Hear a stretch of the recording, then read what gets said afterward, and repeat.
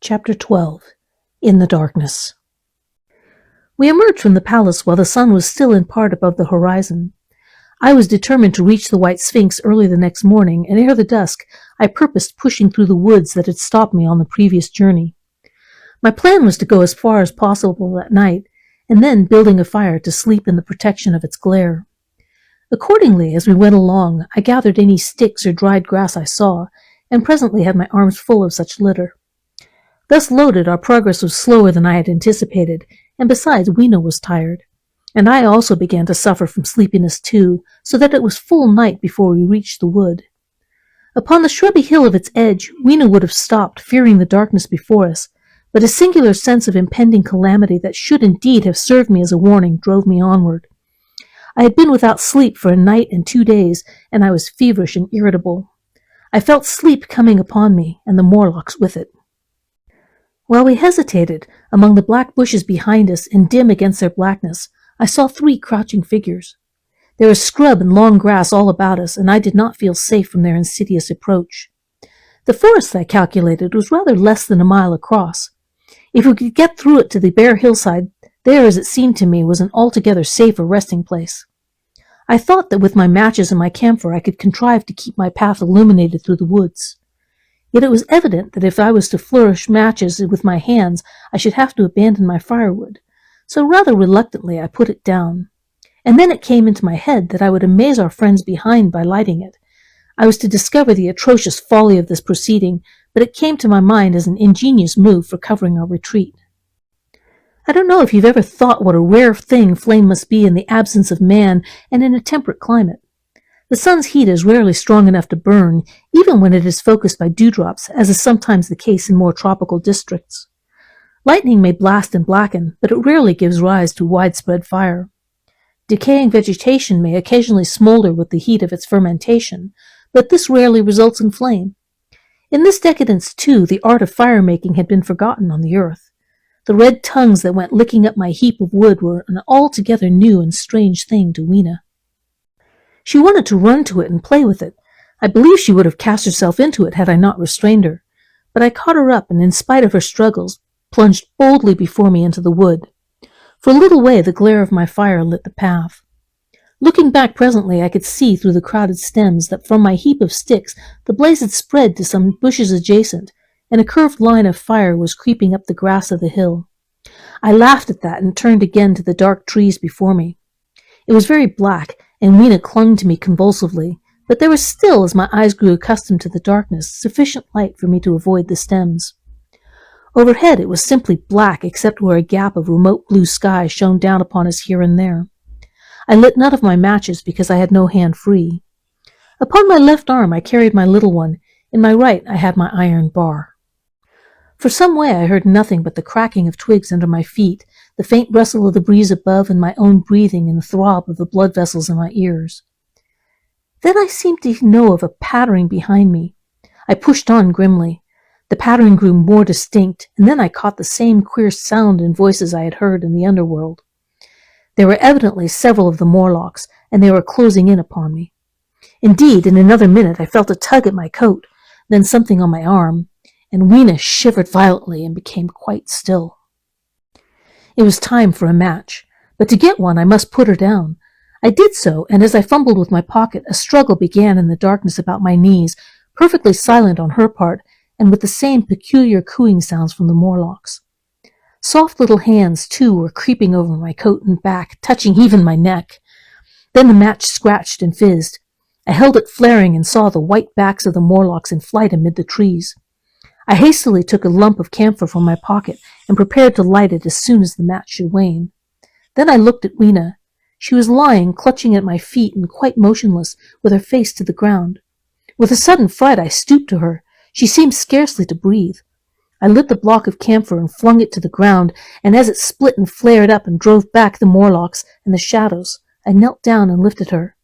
The wood behind seemed full of the stir and murmur of a great company. She seemed to have fainted. I put her carefully upon my shoulder and rose to push on, and then there came a horrible realization. In maneuvering with my matches and Weena, I had turned myself about several times, and now I had not the faintest idea in which direction lay my path. For all I knew, I might be facing back towards the palace of green porcelain. I found myself in a cold sweat. I had to think rapidly what to do. I determined to build a fire and camp where we were. I put Weena, still motionless, down upon a turfy bowl, and very hastily, as my first lump of camphor waned, I began collecting sticks and leaves. Here and there out of the darkness round me, the Morlock's eyes shone like carbuncles. The camphor flickered and went out. I lit a match, and as I did so, two white forms that had been approaching Weena dashed hastily away. One was so blinded by the light that he came straight for me, and I felt his bones grind under the blow of my fist. He gave a whoop of dismay, staggered a little way, and fell down. I lit another piece of camphor and went on gathering my bonfire. Presently I noticed how dry was some of the foliage above me, for since my arrival in the time machine, a matter of a week, no rain had fallen. So instead of casting about among the trees for fallen twigs, I began leaping up and dragging down branches. Very soon I had a choking, smoking fire of green wood and dry sticks and could economize my camphor. Then I turned to where Weena lay beside my iron mace. I tried what I could to revive her, but she lay like one dead. I could not even satisfy myself whether or not she breathed. Now the smoke of the fire beat over towards me, and it must have made me heavy of a sudden. Moreover, the vapor of camphor was in the air. My fire would not need replenishing for an hour or so. I felt very weary after my exertion and sat down. The wood, too, was full of a slumberous murmur that I did not understand. I seemed just to nod and open my eyes, but all was dark, and the Morlocks had their hands upon me. Flinging off their clinging fingers, I hastily felt in my pocket for the matchbox, and it had gone. Then they gripped and closed with me again. In a moment I knew what had happened. I had slept, and my fire had gone out, and the bitterness of death came over my soul. The forest seemed full of the smell of burning wood. I was caught by the neck, by the hair, by the arms, and pulled down. It was indescribably horrible in the darkness to feel all those soft creatures heaped upon me. I felt as if I was in a monstrous spiderweb. I was overpowered and went down. I felt little teeth nipping at my neck. I rolled over, and as I did so, my hand came against my iron lever. It gave me strength. I struggled up, shaking the human rats from me, and holding the bar short, I thrust where I judged their faces might be. I could feel the succulent giving of flesh and bone under my blows, and for a moment I was free. The strange exultation that so often seems to accompany hard fighting came upon me. I knew that both Weena and I were lost, but I determined to make the Morlocks pay for their meat. I stood with my back to a tree, swinging the iron bar before me. The whole wood was full of the stir and cries of them. A minute passed. Their voices seemed to rise to a higher pitch of excitement, and then their movements grew faster. Yet none came within reach. I stood glaring at the blackness. Then suddenly came hope. What if the Morlocks were afraid? And close on the heels of that came a strange thing. The darkness seemed to grow luminous. Very dimly I began to see the Morlocks about me.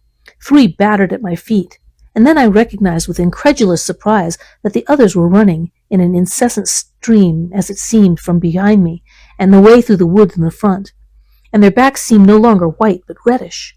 As I stood agape, I saw a little red spark go drifting across a gap of starlight between the branches and vanish.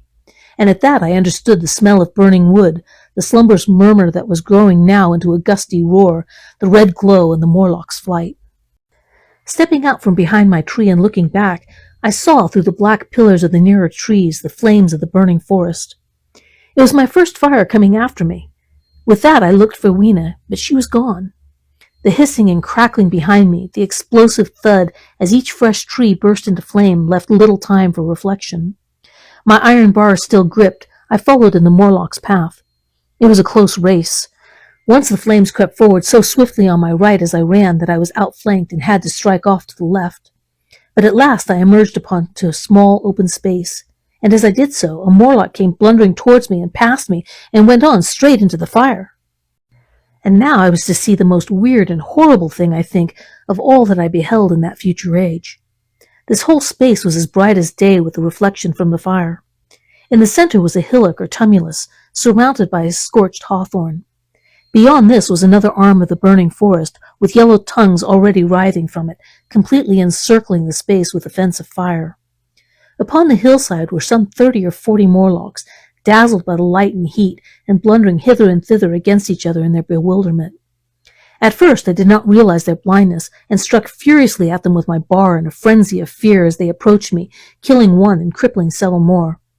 But when I had watched the gestures of one of them groping under the hawthorn against the red sky, and heard their moans, I was assured of their absolute helplessness and misery in the glare, and I struck no more of them.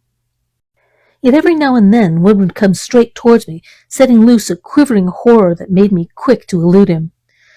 At one time the flames died down somewhat, and I feared the foul creatures would presently be able to see me. I was thinking of beginning the fight by killing some of them before this should happen, but the fire burst out again brightly, and I stayed my hand. I walked about the hill among them and avoided them, looking for some trace of Weena.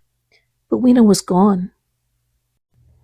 At last I sat down on the summit of this hillock and watched this strange, incredible company of blind things groping to and fro and making uncanny noises to each other as the glare of the fire beat on them. The coiling uprush of smoke streamed across the sky, and through the rare tatters of that red canopy, remote as though they belonged to another universe, shone the little stars. 2 or 3 Morlocks came blundering into me, and I drove them off with blows of my fists, trembling as I did so. For the most part of that night I was persuaded it was a nightmare. I bit myself and screamed in a passionate desire to awake. I beat the ground with my hands and got up and sat down again, and wandered here and there, and again sat down. Then I would fall to rubbing my eyes and calling upon God to let me awake. Thrice I saw Morlocks put their heads down in a kind of agony and rush into the flames.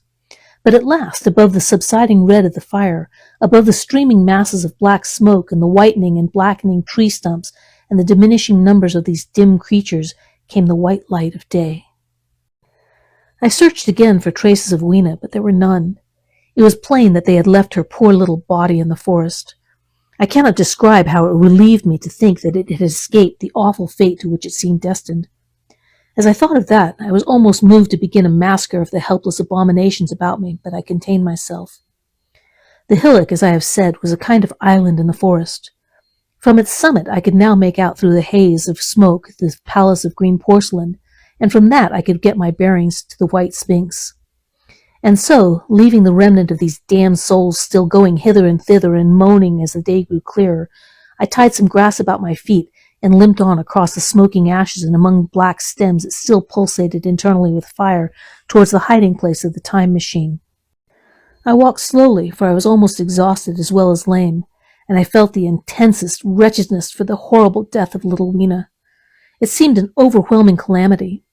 Now in this old familiar room it is more like the sorrow of a dream than an actual loss. But that morning it left me absolutely lonely again, terribly alone. I began to think of this house of mine and of this fireside, of some of you, and with such thoughts came a longing that was pain. But as I walked over the smoking ashes under the bright morning sky, I made a discovery. In my trouser pocket were still some loose matches. The box must have leaked before it was lost.